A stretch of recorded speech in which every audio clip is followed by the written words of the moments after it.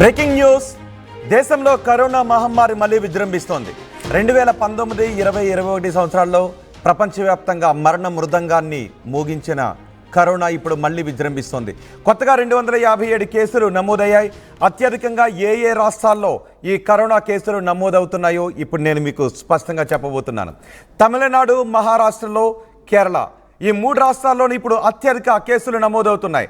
దీంతో మిగిలిన రాష్ట్ర ప్రభుత్వాలు కూడా అలర్ట్ అవుతున్నాయి. ముంబైలో కరోనా కారణంగా 2 మృతి చెందినట్టుగా తెలుస్తోంది. తమిళనాడు, మహారాష్ట్ర, కేరళలో ఎక్కువగా ఈ కరోనా వ్యాప్తి ఉంది. దీంతో ముంబైలో కరోనా కారణంగా 2 మృతి చెందారు అనే వార్తలు వస్తున్నాయి. చైనా, సింగపూర్, థాయిలాండ్, హాంకాంగ్లో ఈ కేసులు పెరుగుతున్నాయి. సింగపూర్లో అత్యధికంగా 15,000కు పైగా కరోనా కేసులు నమోదైనట్టుగా తెలుస్తోంది. ప్రపంచవ్యాప్తంగా 2019, 20, 21 సంవత్సరాల్లో లక్షలాది మందిని పొట్టన పెట్టుకున్న కరోనా మహమ్మారి ఇప్పుడు మరోసారి విజృంభిస్తూ ఉంది.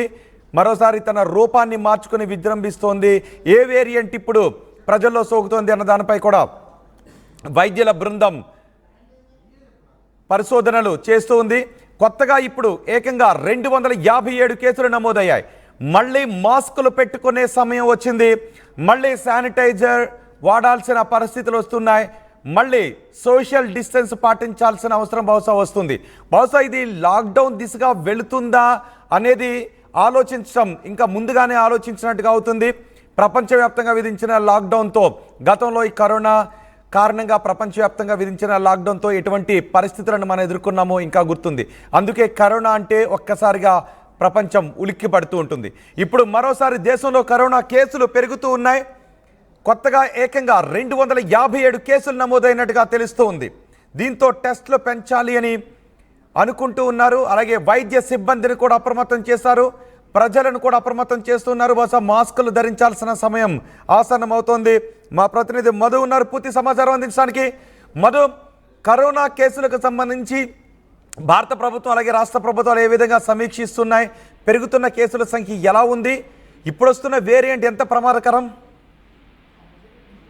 ప్రస్తుతం మరొకసారి హాంకాంగ్ లో, తర్వాత సింగపూర్ లో కేసులు పెరుగుతుండడంతో భారత్ కూడా కాస్త అప్రమైంది. అంత ప్రమాదం ఏం లేదని చెప్తా ఉన్నారు. కానీ 257 కేసులు నమోదు కావడం పైన కాస్త ఆరోగ్య శాఖ దీనికి సంబంధించిన దానిపైన దృష్టి పెడతా ఉంది. మొత్తం భారతదేశ వ్యాప్తంగా ఉన్నటువంటి డీటెయిల్స్ ఎక్కడెక్కడ నమోదయ్యాయి, కేసులు డీటెయిల్స్ తెలుసుకునే ప్రయత్నం చేస్తా ఉన్నారు. National centre for disease control, emergency medical relief division, disaster management cell, Indian council of medical research వీళ్ళంతా కూడా వివరాలు సేకరిస్తా ఉన్నారు. మన దగ్గర నమోదవుతున్నటువంటి కోవిడ్ వేరియంట్ ఏంటి, ఎంత మేర ప్రమాదకరము అనేటువంటిది డీటెయిల్స్ తీసుకుంటున్నారు. అయితే ఈ మధ్య కాలంలో భారతదేశంలో నమోదైనటువంటి కేసుల్లో 19 నుంచి కేసెస్ మెల్లిగా నమోదవడం స్టార్ట్ అయింది. 1, 2 అలా మొత్తం ఇప్పటి వరకు 257 కేసులు నమోదయ్యాయి. ఒకవేళ మనకున్న జనాభాను పరిగణలోకి తీసుకుంటే ఇది చాలా తక్కువ, పెద్దగా ఇబ్బంది లేదు. ఇన్ఫ్లుయెంజా లాంటి అనారోగ్య కారణ సమస్యతో తీవ్రమైనటువంటి శ్వాసకోశ ఇన్ఫెక్షన్ ఇలాంటి నమోదవుతున్నట్టుగా గుర్తించారు. ప్రస్తుతానికి మాత్రం పెద్దగా ప్రమాదం లేదని చెప్తా ఉన్నారు. నమోదైనటువంటి రాష్ట్రాల్లో చూస్తే ఏ రాష్ట్రాల్లో నమోదైనట్టు మహారాష్ట్ర 44, తర్వాత తమిళనాడులో 34 ఇలా కొన్ని రాష్ట్రాల్లో నమోదైనటువంటి కనిపిస్తా ఉంది. కేరళలో కూడా 69 కేసులు నమోదు కావడం అనేటువంటి కాస్త ఆందోళన కనిపిస్తా ఉంది. గతంలో ఈ మహమ్మారితో ప్రపంచమంతా దీనికి బలైనటువంటి పరిస్థితి, ఎంతో ఇబ్బందులు ఫేస్ చేసినటువంటి పరిస్థితి లాక్డౌన్ల రూపంలో, తర్వాత ఆసుపత్రులు చికిత్స కోసం ఇలా అనేక మంది ఆప్తులను కోల్పోయినటువంటి పరిస్థితి. కాబట్టి మరొకసారి చర్చ సాగుతా ఉంది. ఈ 257 కేసులు నమోదు కావడం పైన కాస్త అలర్ట్ అయింది. అన్ని రాష్ట్రాలను కూడా రాష్ట్ర ప్రభుత్వం అలర్ట్ చేస్తా ఉంది. ఎప్పటికప్పుడు వివరాలు సేకరించే ప్రయత్నం చేస్తా ఉన్నారు. ఎంత మేర దాని ప్రభావం ఉంది, దాని వేరియంట్ ఏంటి అనేటువంటి డీటెయిల్స్ తెలుసుకునే ప్రయత్నం చేస్తా ఉన్నారు. రోహిత్, రైట్. అంటే బహుశా ఇప్పుడు మాస్కులు పెట్టుకోవాలి అని ఏమైనా సూచిస్తున్నారా? శానిటైజర్ వాడడం, సోషల్ డిస్టెన్స్ పాటించాలి ఇలాంటి ఆదేశాలు ఏమైనా వస్తున్నాయా? గతంలో మనకు కోవిడ్ వ్యాక్సిన్ అందుబాటులో ఉండేది. దాదాపు కేంద్ర ప్రభుత్వం ప్రతి ఒక్కరికి 2 డోసులు ఉచితంగా అందరికీ కోవిడ్ వ్యాక్సిన్ ఇచ్చింది. దాంతో దాదాపు కంట్రోల్ అయింది అనేటువంటి నమ్మకానికి వచ్చిన తర్వాత ఇప్పుడు అడపాదడపా కొన్ని రోజుల క్రితం కూడా ఇలాగే కొంచెం కేసులు విజృంభించాయి, మళ్ళీ తగ్గుముఖం పట్టాయి. తర్వాత మళ్ళీ ఇప్పుడు కేసుల సంఖ్య వినిపిస్తా ఉంది. దీని తర్వాత మళ్ళీ తగ్గే అవకాశం ఉండొచ్చు. దీని ప్రభావం ఎంత ఉందనేటువంటిది ప్రస్తుతానికి తెలియదు. కేంద్ర ప్రభుత్వం గతంలో ఇచ్చినటువంటి వ్యాక్సిన్ వల్ల మన బాడీలో కాస్త ఇమ్యూని పెరిగే అవకాశం ఉంటుంది కోవిడ్ వైరస్ తో కొట్లాడేటువంటి కానీ మధు, ముంబైలో 2 మరణాలు సంభవించాయనే వార్తలు కూడా వస్తున్నాయి.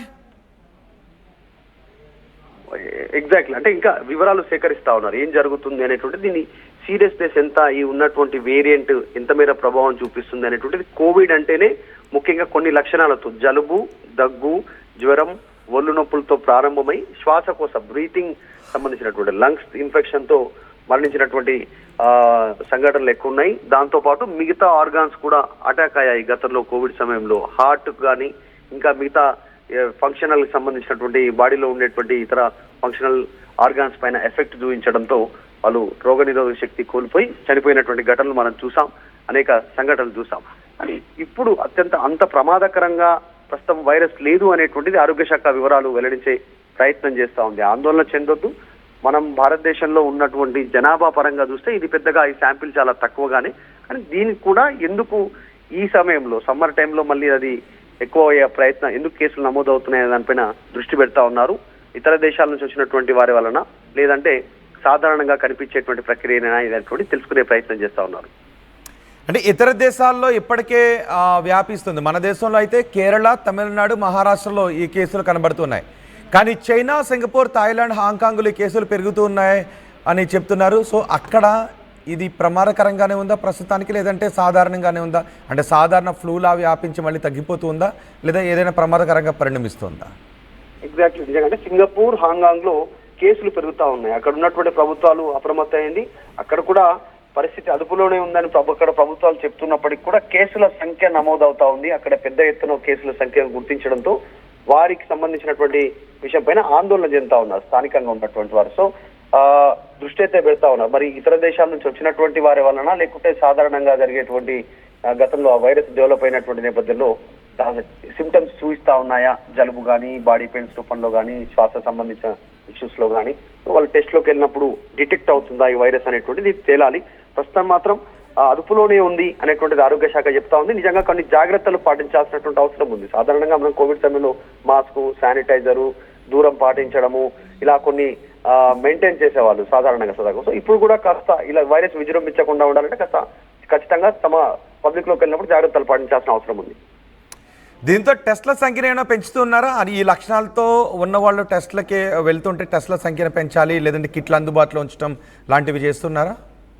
ఇంతకుముందు కూడా చూసాం, స్టార్టింగ్ లో ఇలా కోవిడ్ సంఖ్య పెరుగుతున్న నేపథ్యంలో ఆటోమేటిక్ గా డిటెక్ట్ ఇమ్మీడియట్లీగా లాలాజలంతో ఇమ్మీడియట్లీగా టెస్ట్ చేయడం, తర్వాత బ్లడ్ ద్వారా టెస్ట్ చేయడం, ఇలా కొన్ని చాలా త్వరితగతిన కోవిడ్ ఉందా లేదా అనేటువంటిది పాజిటివా నెగిటివా అనేది తెలుసుకునే ప్రయత్నం చేస్తారు. ఇప్పుడు కూడా కిట్ల సంఖ్య పెంచాల్సినటువంటి అవసరం ఉంది. ఈ మధ్య కాలంలో కాస్త ఒళ్ళు నొప్పులు, జ్వరంతో ఇబ్బంది పడుతున్న సంఘటనలు ఎక్కువ. నిజంగా అది కోవిడ్ లక్షణాలా, లేదంటే సాధారణమైనటువంటి జ్వరం లక్షణాలు ఎలా గుర్తించే అవకాశం ఉంటుంది. ప్రభుత్వ ఆసుపత్రుల్లో ఎక్కడెక్కడైతే ప్రభుత్వ ఆసుపత్రులు పిహెచ్సిలు ఉన్నాయో అక్కడ దృష్టి పెట్టాల్సినటువంటి అవసరం ఉంది నిజంగానే ఈ సంఖ్య గుర్తించడానికి. రైట్ మధు, కరోనా కేసులు మళ్ళీ పెరుగుతున్నాయి. గతంలో 2019, 20, 21 సంవత్సరాల్లో కరోనా దేశవ్యాప్తంగా, ప్రపంచవ్యాప్తంగా ఎటువంటి మరణ మృదంగాన్ని మోగించిందో మనం చూసాం. ఏకంగా ప్రపంచమే లాక్డౌన్లోకి వెళ్ళిపోయింది. ఇప్పుడు మరోసారి కేసులు పెరుగుతూ ఉన్నాయి. అయితే మొత్తం ప్రపంచం అంతా వ్యాక్సిన్ వేయించుకుంది. ఆ తర్వాత కరోనా గురించి ఇది సాధారణ ఫ్లూలా మారిపోతుంటుంది, కరోనాతో మనం సహజీవనం చేయక తప్పదు, ఇదంతా ప్రమాదకరంగా పరిణమించే అవకాశం ఉండకపోవచ్చు, అయినా జాగ్రత్తగా ఉండాలి అని చెబుతూ వచ్చారు. ఇప్పుడు మళ్ళీ కరోనా కేసులు పెరుగుతున్నాయి. అయితే ఇది ఎంత ప్రమాదకరం అనే విషయంపై వైద్యులు పరిశోధనలు చేస్తున్నారు. కొత్తగా ఇప్పుడు మన దేశంలో 257 కేసులు నమోదయ్యాయి. అత్యధికంగా కేరళ, తమిళనాడు, మహారాష్ట్రలో కేసులు నమోదయ్యాయి. ముంబైలో కరోనా కారణంగా 2 మృతి చెందారు. ఎక్కువగా ఈ కేసులు ఏ దేశాల్లో వ్యాపిస్తున్నాయంటే చైనా, సింగపూర్, థాయిలాండ్, హాంకాంగ్, ఈ దేశాల్లో ఈ కేసులు ఎక్కువగా పెరుగుతున్నాయి. సో ఈ దేశాలకి వెళ్ళి వచ్చిన వాళ్ళు కానీ, ఈ దేశాలకి వెళ్ళాలనుకుంటున్న వాళ్ళు కానీ ఒకసారి ఆలోచించుకోవడం బెటర్. ఈ దేశాల నుంచి వచ్చిన వాళ్ళు పరీక్షలు చేయించుకోవడం కూడా మంచిదని చెప్తున్నారు. ఏకంగా సింగపూర్లో ఎన్ని వేల కేసులు నమోదయ్యాయో తెలుసా? సింగపూర్లో ఏకంగా 15,000కు పైగా కేసులు నమోదయ్యాయి. మన దేశంలో 270 కేసులు, 257 కేసులు నమోదయ్యాయి. కానీ సింగపూర్లో ఏకంగా 15,000 కేసులు నమోదయ్యాయి. అయితే ఇది ఎంత ప్రమాదకరం, ప్రాణాలు తీసేంత ప్రమాదకరంగా ఈ వేరియంట్ మారుతుందా లేదా అన్న దానిపై ఇప్పుడు పరిశోధనలు చేస్తూ ఉన్నారు. కానీ మహారాష్ట్రలో మాత్రం ఈ కరోనా కారణంగా 2 చనిపోవడం ఆందోళన కలిగిస్తోంది. ఎందుకైనా మంచిది, అందరూ కొంచెం జాగ్రత్తగా ఉండటం బెటర్. మాస్కులు ధరించి గుంపుల్లోకి వెళ్ళేటప్పుడు, బయటికి వెళ్ళేటప్పుడు కొంచెం మాస్కులు ధరించి వెళ్ళడం బెటర్ అనే మాటలు వినిపిస్తున్నాయి.